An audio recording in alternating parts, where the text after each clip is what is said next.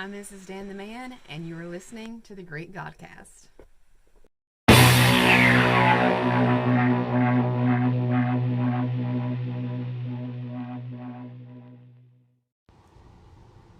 Hey, what's up everybody? Welcome to the Greek Godcast. I'm your host, Dan the Man, and this is another solo episode. What? We were going to do a joint episode, just me and Tyler, just get together, no review, just some good old-fashioned shenanigans. Tongue-tied, patented tongue-tied. Just, get together, shoot the breeze, like we normally do, but it didn't work out that way. I was going to do this solo tomorrow, but in light of things changing at the last minute, I decided I'd just go ahead and do it today. So I go ahead and check this little thing off my checklist. I got a lot of stuff planned, things to do, busy. So hopefully Tyler and I can get together tomorrow. If not, then we will be getting together on Monday for Star Wars Day. May the 4th be with you, or I will be reviewing, I forgot to mute my phone, also patented, you can't make a recording with your phone going off, I'll sue you. Anyway, I will be talking about the Clone Wars, a Star Wars cartoon TV series that Tyler has not seen and probably will never see, no matter what kind of deal I can work out with him. And he is missing out because it's a fantastic show, and I'm going to be talking about it. I'm going to get caught up on the what's current right now on Disney Plus for season 7, the final season. And I will be talking about the entire series, including all the new stuff on Disney Plus, so there'll be lots of spoilers. If you don't want to get spoiled, get caught up on the show, and then tune in. So, that being said, just a few quick announcements. I'm going to get right into this. I'm going to be talking about Dragon Ball Super, also kind of talking a little bit about Dragon Ball Z, and Dragon Ball GT as well. But this is primarily going to be like a review for Dragon Ball Super, but I'll get more into that in just a second. First, the announcements. Okay, so if you don't already know, we are asking our local fans around the area, because one of the things that Tyler and I really would like is to have the podcast more integrated and involved with the community. So all our local listeners, if you're tuning in, you're listening right now, if you haven't heard yet, we're looking for intros to put on our YouTube videos. And what I mean by that is on our movie review videos, Tyler and I usually do like a funny little intro, before the title card to segue into the actual review. But those aren't the only videos that we post online. What we do is we take the audio from Anchor, from our episodes on Anchor, where we upload to, that goes to all the other streaming services that you prefer to listen to, and we turn that into a video. It just plays our logo and then the audio of the podcast, and we upload that to YouTube. On those, we hadn't been doing intros for, and I had an idea, ran it by Tyler, he loved it, so this is the deal. If you want to be featured in an intro on one of our podcast episodes that we upload to YouTube, this is what you have to do. Just take out your phone, put it on selfie, shoot a little video of yourself, and say, hey, my name is such and such, and you're listening to the Greek Godcast. And, like I said, just a few seconds of just you saying who you are, what we're listening to, and then email it to greekgodcast@gmail.com, and we will put that at the beginning as an intro to one of our future episodes that we upload to YouTube. So if you want to do that, if you want to be a part of the show, easiest way to do it, we really appreciate it. Also, the t-shirt giveaway. As you know, we have a merch store on Teespring called Greek Godcast. Right now we have 2 shirts. We have our logo shirt and our It's the Format shirt. And we are doing a giveaway. I forgot to write all the rules down in front of me. I'm sorry, Tyler, if you're listening. But okay, so when we do the Forrest Gump review next week, in the video that we upload of that review on YouTube, at some point in the show, we're going to throw up a secret password. And when we throw up that password, if you see it, just write it down so you don't forget, and send it in an email to greekgodcast@gmail.com. And after, I think it was 5 days. Oh, I'm so bad at this. I should have wrote down the rules. If you don't know the rules, go to our Facebook page, Greek Godcast. Tyler put up an official video announcing all the rules. But basically, after so many days, I think it's 5 days, I could be wrong, but after so many days, we're going to write all the names down. We're going to do a good old-fashioned drawing out of a hat, and the winner will get a free t-shirt. And that's pretty much it. Sorry I didn't have all the rules in front of me, but that's pretty much the gist of it. Hopefully I didn't butcher that too badly. Also, we have some goals that we're trying to reach for the podcast. And we've probably beat this horse to death, but we can beat it a little bit more. So, 15 goal patron for Patreon. If we get 15 patrons on Patreon, Tyler will watch and review The Mandalorian. And this is a big deal because he wants to be one and done after watching all 9 movies. And I kind of don't blame him, but Mandalorian is such a good show. So he agrees to watch it as long as we get 15 patrons. So if you want to see that review happen, go and consider and sign up to be a patron on Patreon. $3 a month, get you everything, all the behind the scenes exclusives, all the special Patreon exclusive blogs that Tyler writes, all the movie notes that we do on reviews, all that good stuff. If we get 50 subscribers on YouTube, I will review The Notebook, which I really don't want to do, but I will for you, the fans. If we get 100 subscribers on YouTube, my wife, Mrs. Dan the Man, will come on and review with us Footloose and Dirty Dancing, which is a big deal because she doesn't come on the show very often. But she said she would do it if we got 100 subscribers on YouTube. So, if you want to see that happen and you haven't subscribed to the YouTube channel yet, what are you doing, man? Go over there and hit subscribe. Help us out. Let's reach some goals together. Okay, that's all I got for announcements. So, I'm going to get right into it. Dragon Ball Super. If you don't know what Dragon Ball is, it is a Japanese anime created by Akira Toriyama, and it's based off of the manga of the same name. Originally, there was Dragon Ball, which was about a kid named Goku, and throughout the series, he grows up. He's a martial artist. He's an extremely powerful fighter, and you follow his adventures and travels along with characters like Bulma and Master Roshi and Krillin and Yamcha and Tien and Chaozu and all these really fun, wonderful characters. And it's called Dragon Ball because one of the first things that happens in the original Dragon Ball series is they're trying to hunt Dragon Balls, which they're 7 wishing orbs. And you gather all 7 together. You can summon the eternal dragon Shenron, who will grant 1 wish, any wish you desire that's within his power. So I'm not going to be talking about the original series of Dragon Ball. I'm just throwing that out there to kind of give you a basis of where these other shows come from. I'm actually going to be talking about Dragon Ball Super. Super is the sequel series to Dragon Ball Z, which Dragon Ball Z is the sequel series to Dragon Ball. If you don't know anything about Dragon Ball Z, I'm sorry you've been in a coma for like 1,000 years. Because even people who don't watch the show know a little bit about it. But in a nutshell, at the beginning of Dragon Ball Z, we learned that Goku is not a human after all. He is an alien, one of the last of an alien race that was destroyed called Saiyans.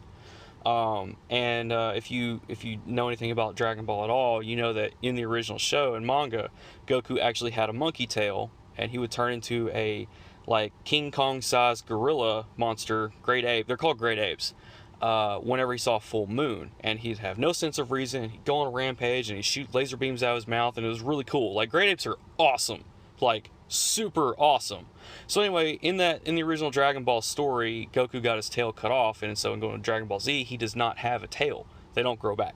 But he does have a son, Gohan, named after Goku's grandfather, Gohan, who was a human.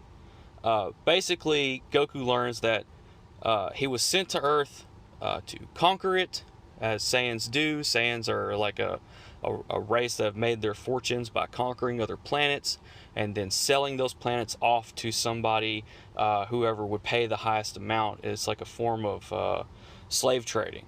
So Goku was considered a weaker Saiyan, and they send their infants, their weaker infants, to easier worlds for them to conquer or whatever. But instead of Goku conquering Earth, he fell and hit his head and lost all his memory. And then he became a very happy, well-natured little boy, because when old Gohan found him, he was very rambunctious and wild and all that stuff.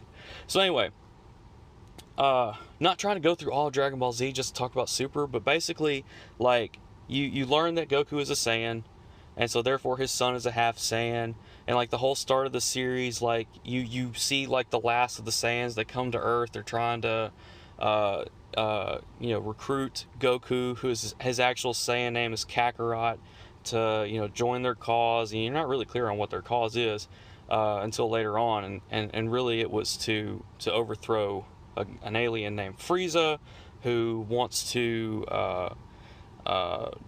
rule all of the entire universe. And man, it's so crazy and epic and big and so much stuff. Just go watch the series.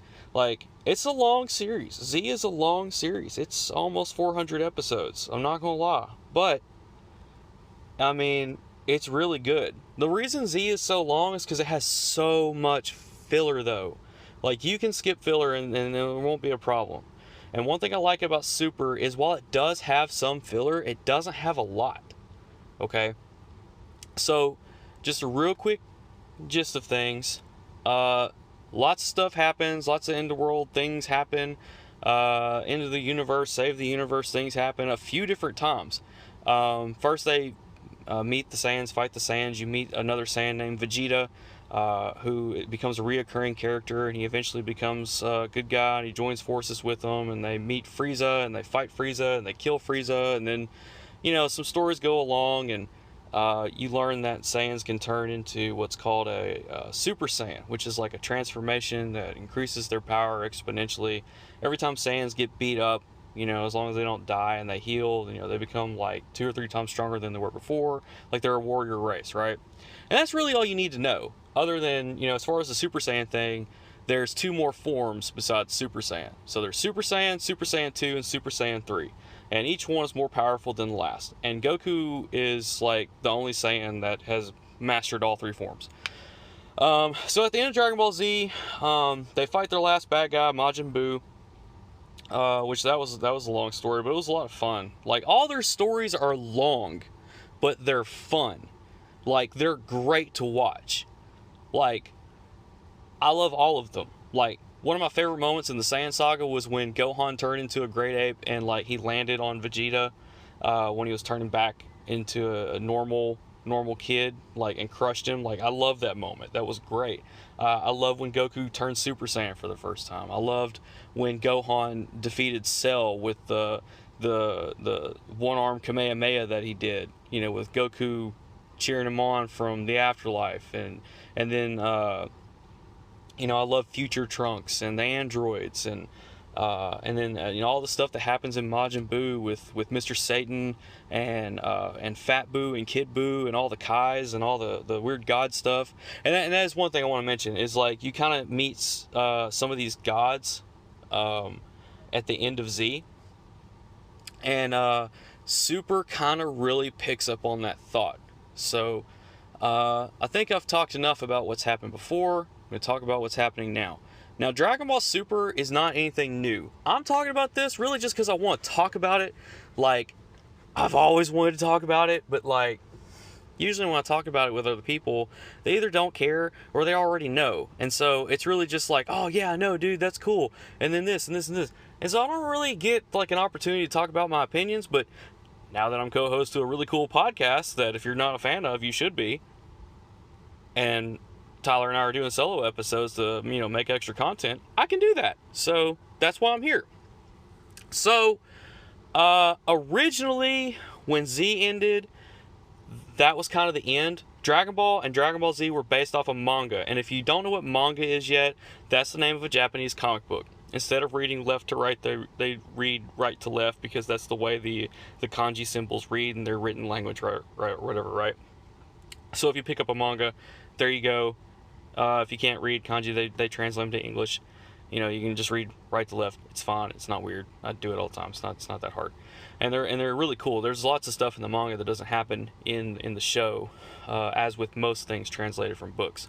Anyway, so they released a show called Dragonball GT, which I'm going to talk a little bit about later, but not right now. All you need to know at this point is it was not based off a manga. It was just a TV show, and it was a sequel set so many years after Dragon Ball Z, and it had a very short run, about 64 episodes, and I personally liked it. Like, it's one of those series where, like, it's treated the same as, like, the Star Wars prequels. Like, it's very divided. There's either people that really like it, or there's people that really don't, and unfortunately, there's more people that don't like it than people that do. But there's stuff in GT that people do like, you know, like, I like the series, but, you know, I really like the stuff that the people that don't like it, you know, do like about it. So anyway, Akira Toriyama, the creator of it all, he did like a special re-release of Z called Dragon Ball Z Kai, and I think he was trying to show like interest in doing a proper sequel to Z, and then eventually he just said, you know what, I'm gonna do a movie, and I'm gonna call it Battle of the Gods, and it's going to be a canon sequel. I'm not gonna consider GT canon anymore. This movie is gonna be a canon sequel to Z, and if it picks up enough interest, I'll see. We'll see what happens. And everyone lost their minds. They're like, oh my god, this is incredible. And it's a great movie. I love it. I enjoyed it a lot.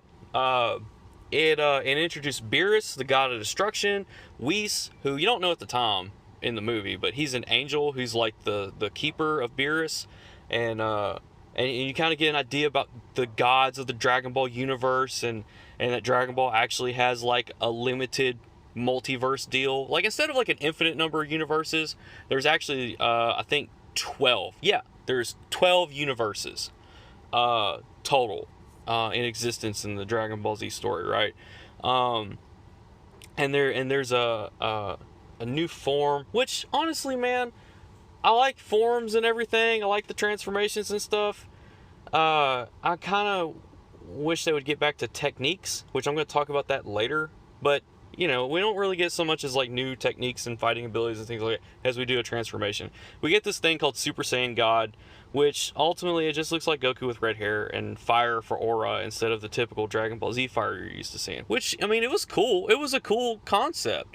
Like, it's a base form. It's like, you know, Goku, but instead of running off of his normal power, he's running off the same power as gods run off of, which I thought was really cool. And I enjoyed the movie.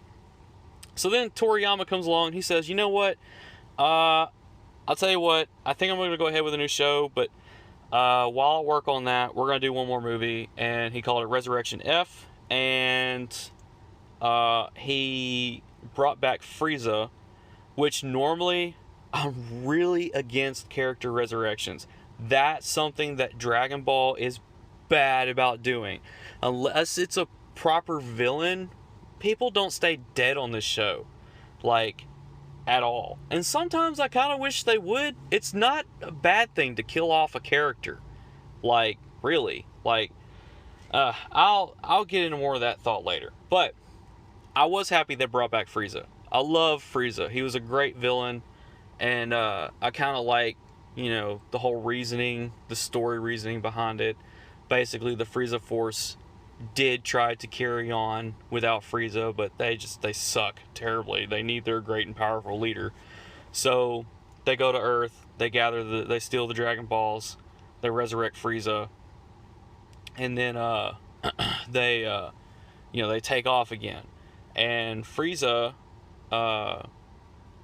admits he's never trained in his life ever. He's just always been as powerful as he is. And so he decides he's going to train. He trains for like 6 months, and he creates his own form, which sure. I mean, I'm not going to argue with it. And so the whole thing is about Golden Frieza, which is a pretty sick form. Like, again, like, it's not really what I was hoping for, but I'm not complaining at all. Golden Frieza is a pretty sick thing. So And then you learn that I thought this was pretty cool. Vegeta actually achieved this first before Goku. Although you see Goku do it first, you find out Vegeta could already do it. And that's use the God power to use the Super Saiyan form. It's a ridiculous name, and they shorten it to Super Saiyan Blue because that's all it is. It's the Super Saiyan form with blue hair and God power.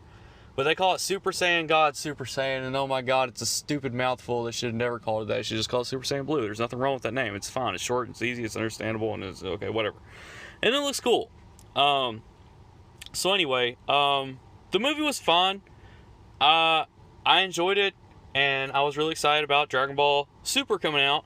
And so it released, and then it took this really stupid direction where they just retold the stories that happened in the first two movies, these new movies, in the show. But in the manga, I'm actually reading the manga for the first time. The series is finished, I think, for now.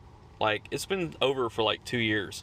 But I feel like they're gonna bring it back because the manga is still going, and that's actually why I picked up the manga and started reading it. I'm only in the first volume right now. But like when they get to the stuff that happened in the movies, they literally skip over it and tell you to watch the movie. And they just stick to the new stuff you haven't seen. And honestly, they should have done that with the show. They should have just like simply broke fourth wall and say, here's where we are. If you don't get it, go watch the movie. And then could have used those episodes to create a new story that would have been fine. But whatever. It's fine. Whatever. So jumping past those two things that happen, you go to really like the next major arc after Frieza's resurrection, and that gets into the whole gods and multiple universe thing. So Lord Beerus has a twin brother with Universe 6. So Goku's universe is Universe 7, and the way it works is universes are only parallel with their other universe where their number adds up to 13. So 7 and 6 equal 13. So while 7 and 6 are different universes, they're very similar at the same time. And so his brother Champa is the god of destruction of Universe 6.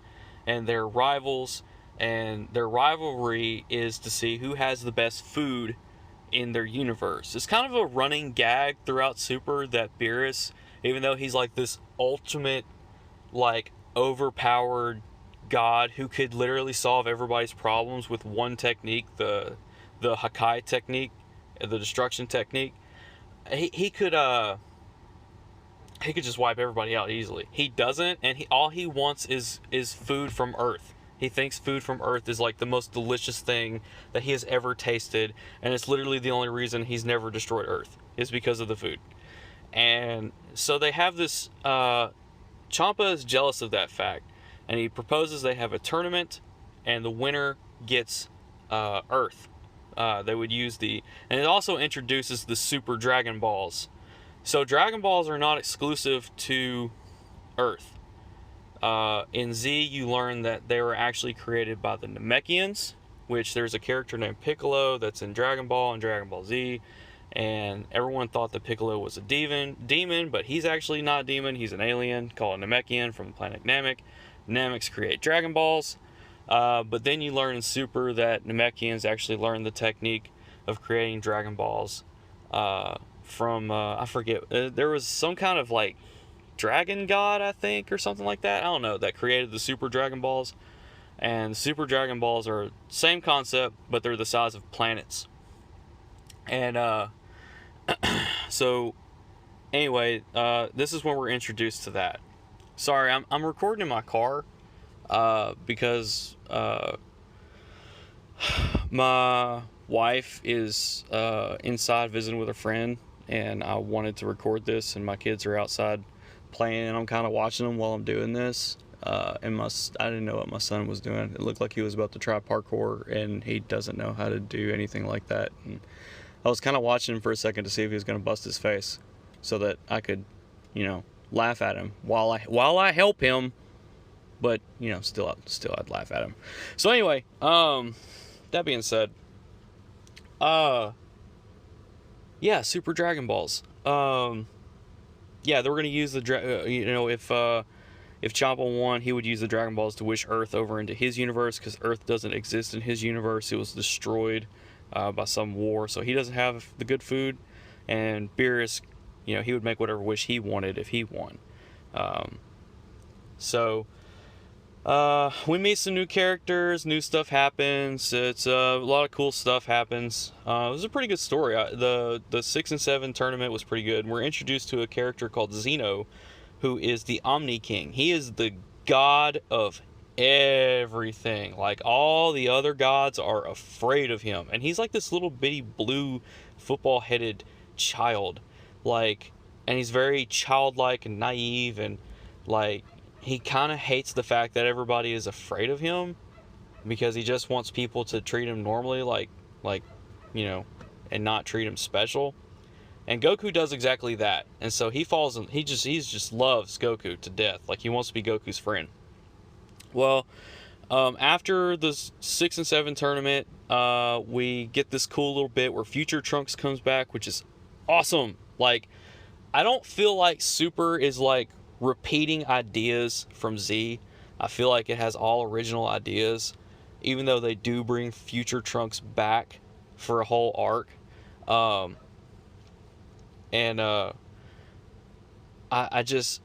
really love Future Trunks. He's just a great character. So he comes back to their present from his future. His future's getting wrecked again, but it's getting wrecked by a guy that looks like Goku, that they call Goku Black. Vegeta and Goku agree to go help. They go to the future with Trunks. They fight Goku Black.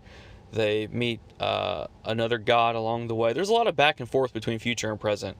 And they learn about another god from Universe 10 named Zamasu. And basically, it's a little confusing, but basically, long story short, there's because of the time travel thing, the gods consider it very taboo in changing the past. Certain gods called Supreme Gods have these things called time rings, and they're allowed to travel to the future to see the future, but they're not allowed to travel to the past because of all the damage it can cause to reality. So you can go see what's about to happen, but you cannot go back in time. It's taboo. Well, Trunks from the future, his mother Bulma from the future, didn't know anything about that and didn't care. They were trying to save their time, so they created a time machine to go back and get warriors who weren't killed or dead already. So that being said, because of whenever something changes in the past, it causes a split reality. And I say all that stuff to say that a version of Zamasu from a split reality used the Super Dragon Balls to switch bodies with Goku so that he could have all of Goku's power and destroy all of existence and wipe all mortals clean, because he hates mortals, while at the same time pulling himself from yet another reality to team up with him. And he uses the Super Dragon Balls again to give that Zamasu an immortal body. Like I said, you have to watch the show to keep up with it. It's a little confusing, and I'm probably making it sound like it's more confusing than what it actually is, but it's really not that confusing. I hope I haven't lost some of you here. This might be the least to listen to podcast yet, or maybe the most, or maybe just average, whatever. If you're listening to it still at this point, thank you for listening to me ramble about an anime that I've loved since I was a kid. And honestly, the reason I want to talk about it is because how much I love this show. Dragon Ball Z, I've been drawing since I was 8 years old, but when I started watching Dragon Ball Z, that compelled me to draw, because I just wanted to draw those characters. I loved Akira Toriyama's art style. It's so cool, and I just wanted to do it. And because of that, it really, really fueled my desire to learn in drawing and creating art, which then branched off into all the other things, which comes to present day. Hello, I've published a coloring book. So anyway, there's reasons I'm talking about this. One is for content. Two is because this is something that I actually care about, and I just wanted to do a review of something that I enjoy, and hopefully you enjoy too. So if I haven't lost you here, thank you again for listening. Now, as I was saying, basically, long story short, the universe gets saved. The future is saved. okay? Like, there's a lot of fighting. There's a lot of cool stuff that happens. You get to see Vegeta and Goku fused with the Potara earrings, and they become Vegito. And, you know, that was a really awesome fight. Kind of short, though. Like, it wasn't the thing that ended it, but it was pretty sweet nonetheless. It was cool that Trunks got the win in the end. With his sword and you know, using the Super Saiyan form, or actually it was Super Saiyan 2, but still, like, it was a really cool thing. I love Goku. I hate that he's the one that always wins all the time. And one of the things I love about the Goku Black arc is that Trunks is the one that actually defeats the bad guy. You know, I thought that was really awesome. You know, I'm still waiting on Vegeta to get the W, because Vegeta's my boy. I love Vegeta. But, you know, we'll see. So anyway, like I was saying,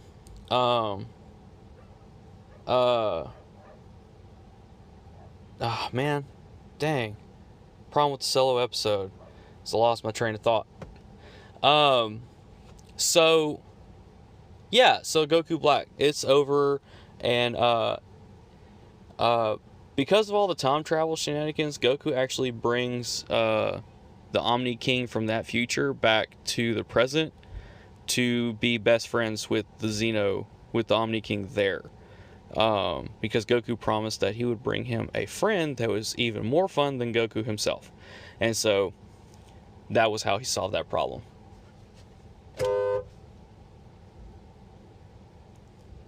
Sorry, I had to honk. My friend was leaving and was trying to flag her down. So luckily I'm sitting out here in my car and recording. Hopefully no more distractions. Okay, so anyway, I'm doing good for time. I'm only 30 minutes into this. Maybe I can wrap this up in a reasonable amount of time. Anyway, so then there's a little bit more filler stuff. You know, it's cool to watch, but it's not necessary. You know, I mean, some of it's pretty cool. It's all take it or leave it. I watched it. I enjoyed it for what it was, but in the end it was filler. And there wasn't just like a whole lot of it. Things start picking up traction whenever Omni King says he wants to do his own tournament like the one that happened between universes 6 and 7, but he wants it to be between 8 of the 12 universes. They gauge which universes have the absolute best warriors, and the top 4 universes out of the 12 are exempt from the tournament. And then the other 8 are in a 2-hour free-for-all battle royale, and it's called the Tournament of Power.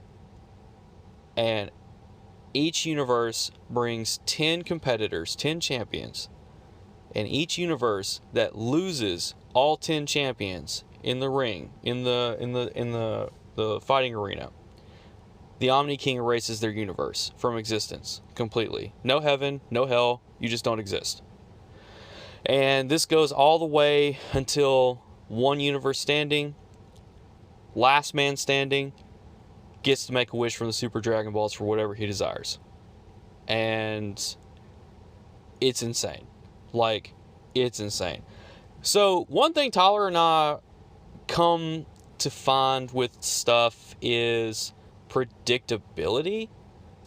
And I knew certain things were going to happen from the get-go. But some stuff took me off guard. So, like, some of the traction of the story of this final arc of the anime series. This was the last arc, and it was the biggest arc of the show. But this was the last arc of the show before they stopped airing it. And then, of course, aired the Broly movie after that. And then continued the manga after that movie's release. So everything that's still going right now is in the manga. But anyway, they start recruiting their 10 members. So let me see if I can remember the lineup. It was Goku, Vegeta, Gohan, Piccolo, Master Roshi, Krillin, Tien, there's 3 more, androids 17, 18, and then the last recruit really surprised me. I didn't know they were going to do this. But I was wondering, because like they kill Frieza at the end of the arc of him being resurrected again. and they recruit him. Goku goes to Hell, and he gets special permission for Frieza to temporarily be allowed to leave Hell. He's still dead. He still has his little angel over his head, but he's allowed to be a competitor in the tournament. Frieza only agrees if they win. Goku uses his wish to he somehow or another he is allowed to be resurrected. And he tells Goku up front, I'm not going to not be evil. Like, I will help you with this so long as you resurrect me, and then after that, this whole thing is done with, and we go back to being enemies again. I go back to trying to kill you and rule the entire universe. And Goku agrees, because, I mean, what could go wrong? So anyway, the team is together, and honestly, I love this lineup. I think it's really cool, man. There's going to be a lot of cool fights. You get kind of a preview of what's going to happen, because there's, like, you pick 3 fighters, and you go to, like, I guess, like, this tournament's equivalent to a weigh-in, but it's not really a weigh-in.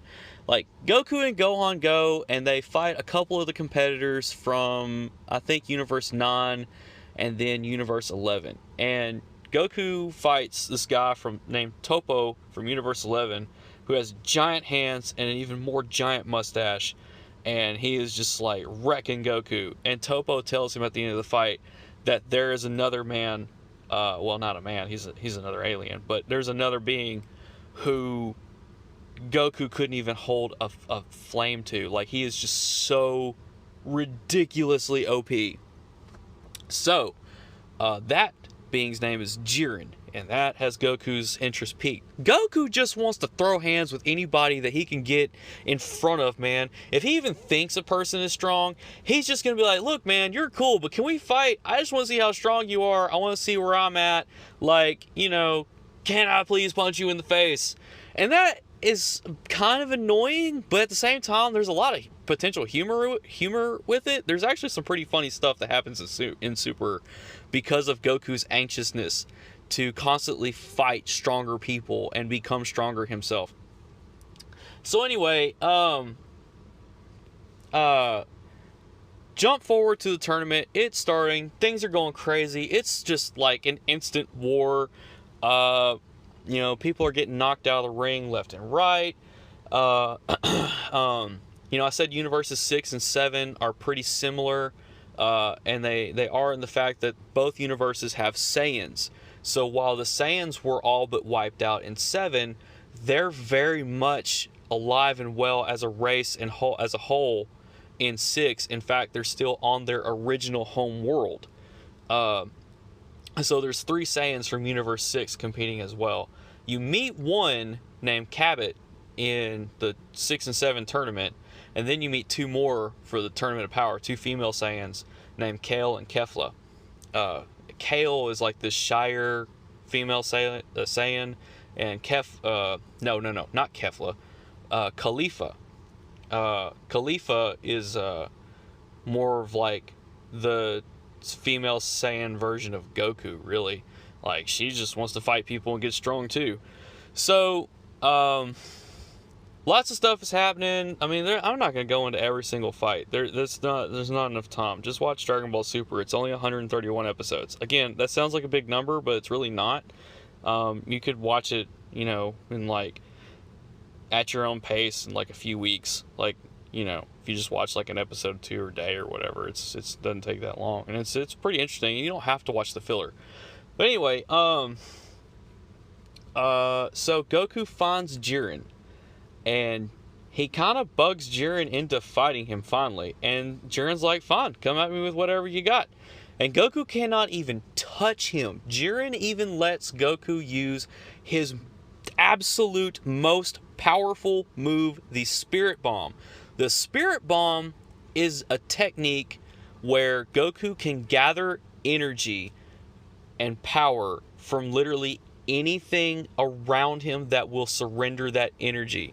And so Goku pulls together a Spirit Bomb from everyone there at the Tournament of Power and launches this massive, like, asteroid-sized Spirit Bomb at Jiren, and it does nothing.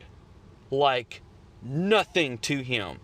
In fact, I'm pretty sure Jiren actually deflected the spirit bomb back at Goku, and it blew up in Goku's face. I think that is what happened.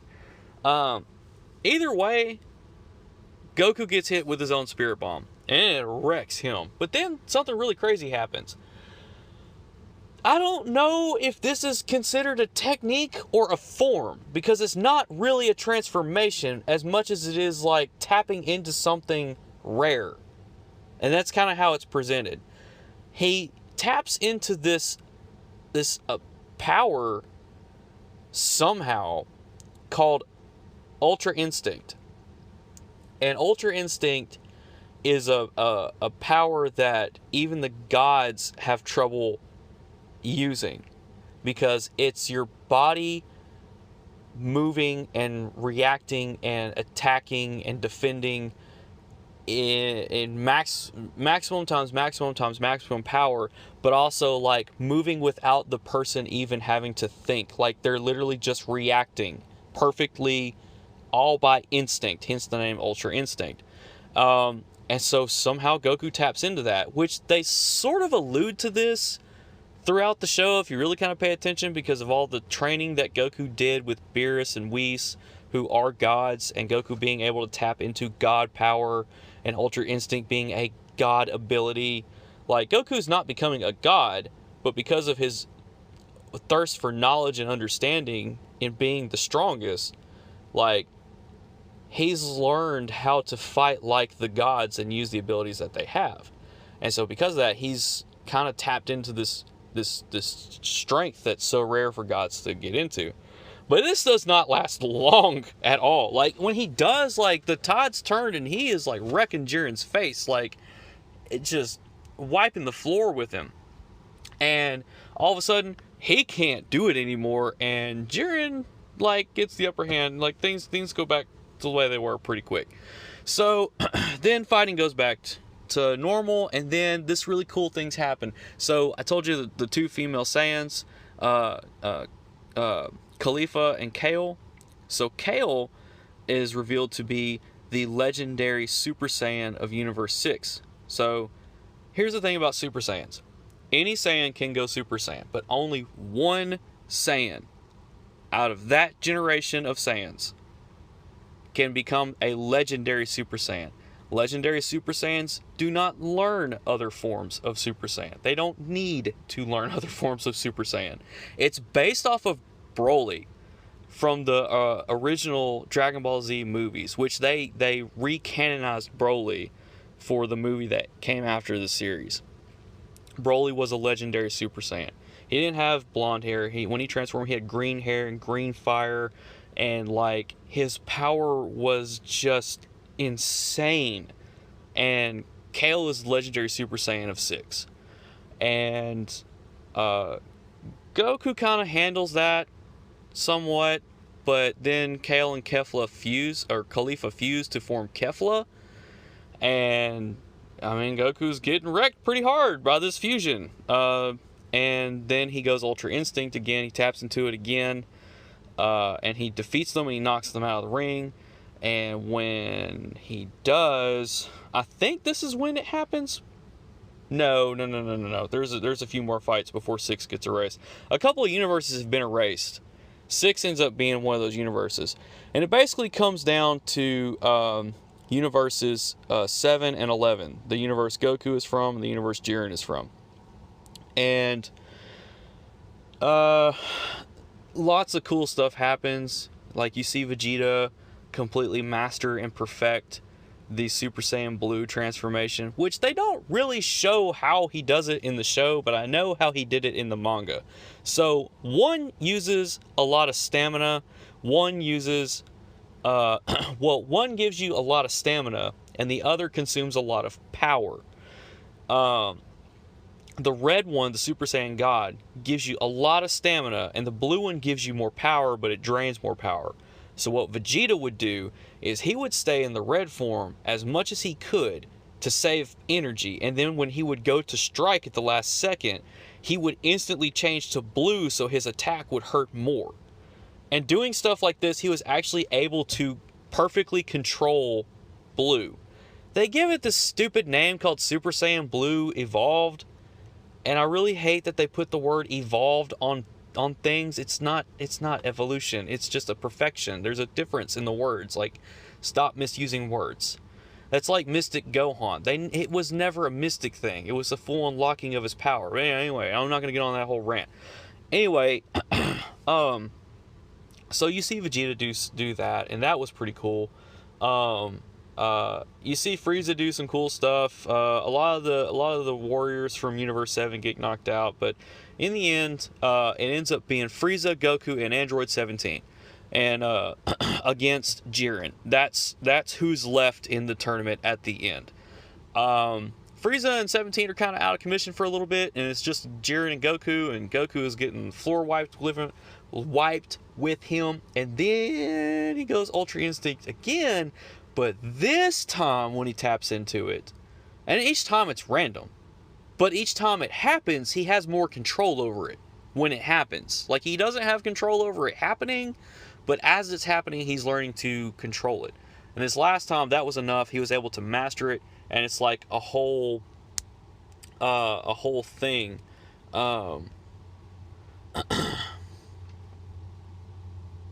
So,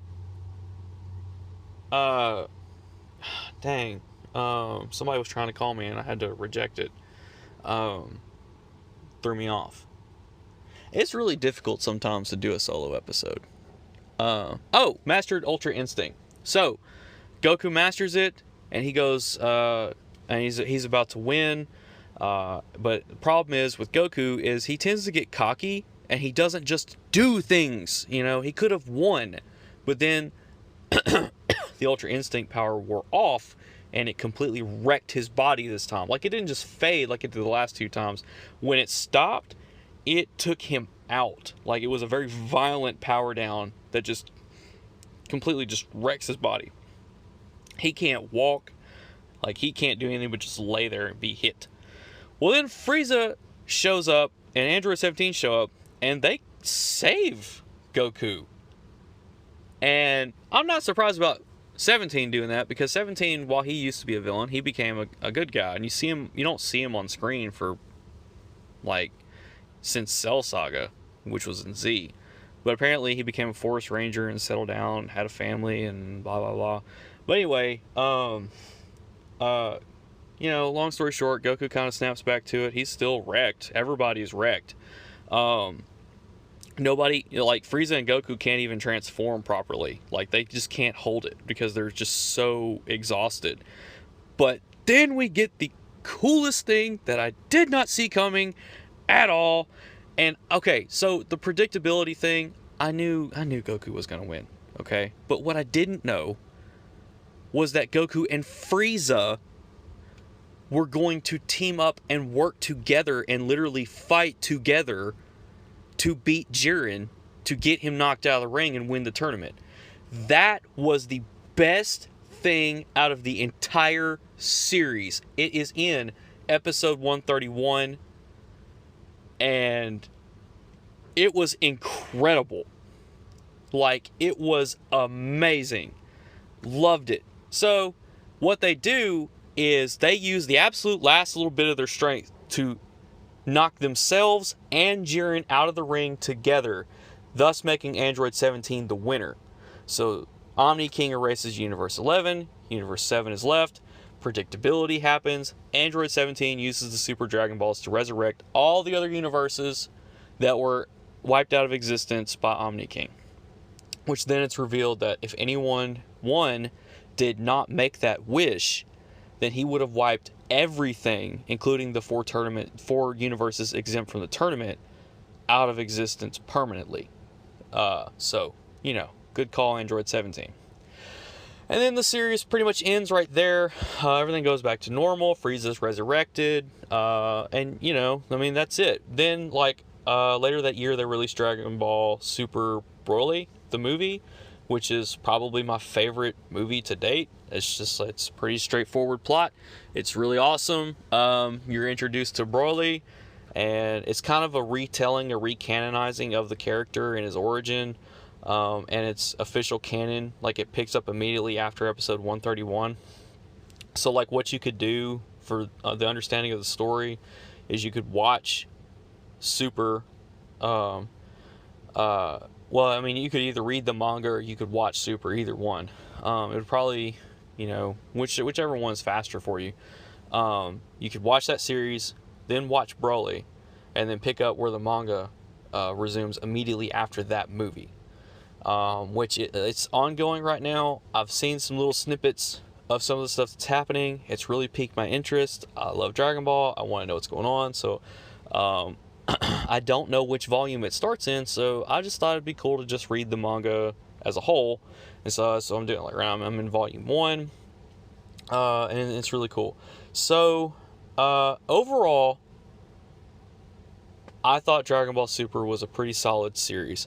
I was disappointed that they decided to rehash 2 stories from 2 movies that were already there to establish this series going in for their first 2 arcs in the series. I feel like they could have just skipped over it like they did so easily in the manga. That's one thing I have a problem with. I don't have a problem with them making GT non-canon. Sometimes GT is hard to watch. There's some parts of it that are just like, honestly, this is kind of dumb. But then there's some parts of that show that are really awesome, like the Golden Great Ape form that leads into Super Saiyan form. Super Saiyan 4, which is my absolute most favorite Super Saiyan form that unfortunately is not canon. And this is where I have kind of an issue with Super. They are pulling things that happen in GT and making them canon in Super.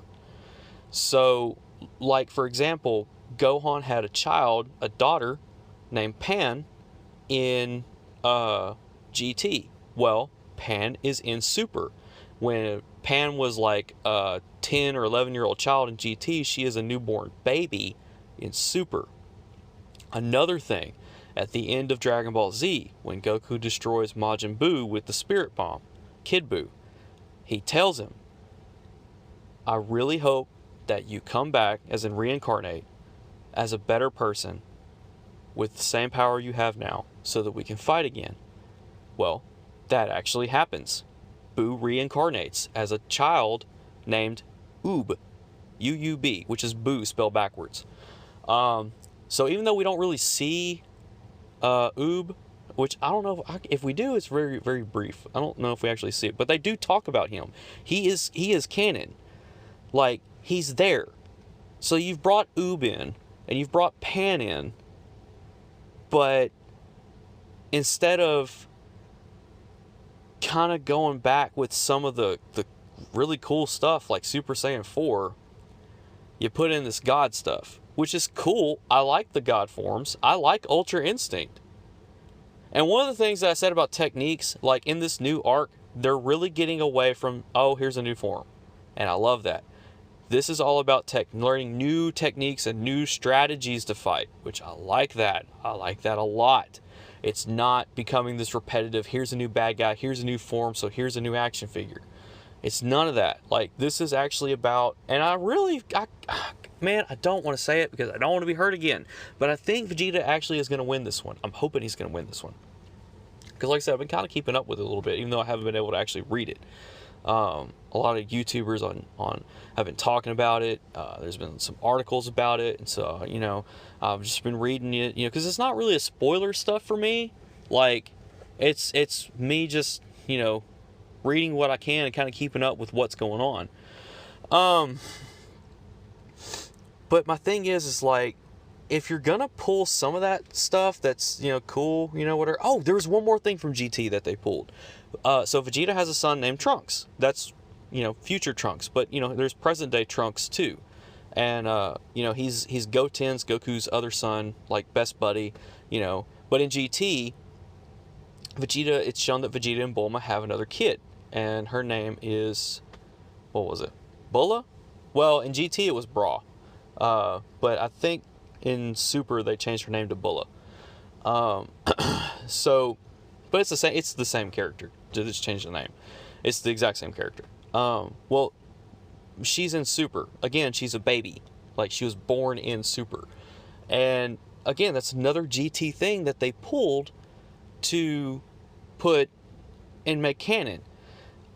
the one thing I really wish they would do is, it doesn't have to be Goku. It doesn't have to be Vegeta. Gohan has been irrelevant in power since the Cell Saga. And this comes back to the thought of letting characters stay dead. Goku died at the end of the Cell Saga. And honestly, man, as much as I like the way things happened in Buu Saga and Super and all that stuff, he should have stayed dead. Gohan became, like, there was this ongoing sub-arc of Gohan being this scared, defenseless child to becoming a force to be reckoned with. A real warrior that would surpass his father in power and everything. And like after Cell Saga end, it was like, no, we're just going to send him to school and make him a wimp again. And then we're going to make him this goofy, like, you know, character that he dresses up as called Great Saiyaman. And I hated that. And ever since then, he's just been like irrelevant, and you just can't take him seriously, including the mystic form, which again, that's not what it should be actually called. It's just Gohan's full unlocked potential. But even that was just like a joke. It was a joke because it was just Gohan. It wasn't even like a form or a technique or anything. It was just Gohan. And like, how are you supposed to compare that to Super Saiyan 3? Like, oh, that's cool, son. Look what I can do. Ah, Goku goes Super Saiyan 3. And it's like, really? That's retarded. Why would you do that with a character that was so awesome? So, Super Saiyan 4 could be like a redeeming thing for Gohan. Or, hear me out, you could do that with Trunks or Goten, who are also half Saiyan. Like, it's a great form, and it gives like an opportunity for like an official canon answer to, well, what's stronger, Super Saiyan Blue or Super Saiyan 4? Like, you know, you could have like a fun little friendly rivalry between Goku with Super Saiyan Blue or Vegeta with Super Saiyan Blue, and then whatever other Saiyan, you know, does Super Saiyan 4. Man, I am really saying the word Saiyan a lot. You know what I'm saying? I apologize for that joke, even though I'm slightly proud of it. Anyway, so I don't know, man. Like, that's really like my biggest thing about it. Like, I hate that the series, multiple series, did away with the Saiyan Tales, because I love the Great Ape form. I thought it was just a cool thing they could do. Yeah, it's werewolf monkeys. I don't care. It's cool. Like, it's really cool. And then the golden Great Ape form was awesome, and that was a precursor to Super Saiyan 4, and it was just a really good time. It was awesome. But they haven't done anything with it. I wish they would. But in the end, I have more things I enjoy about Super than things I dislike, and I have more things that I dislike about GT than I like. So in the end, I'm happy with what I got. There's things I wish they would change. There's things that, you know, I'd like them to do different.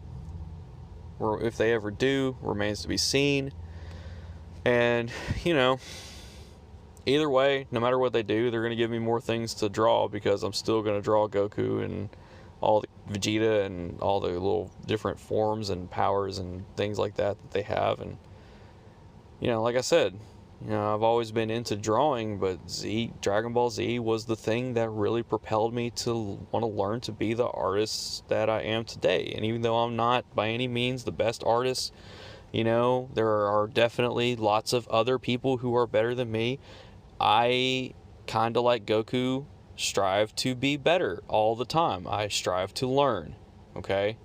You know, and so it's just something I really love. And I'm glad I had the opportunity to talk about it today on this episode.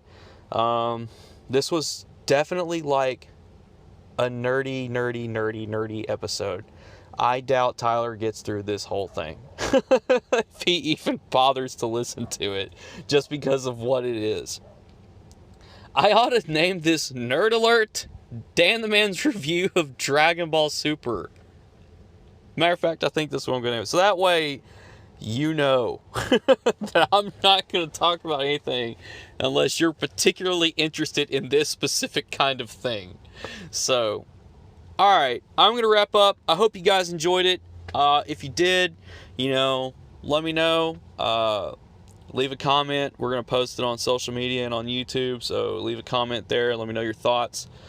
And I am going to be reviewing some more anime, even though, kind of like I said the other day when I reviewed August Burns Red, like, reviewing anime is not going to be a regular thing for me.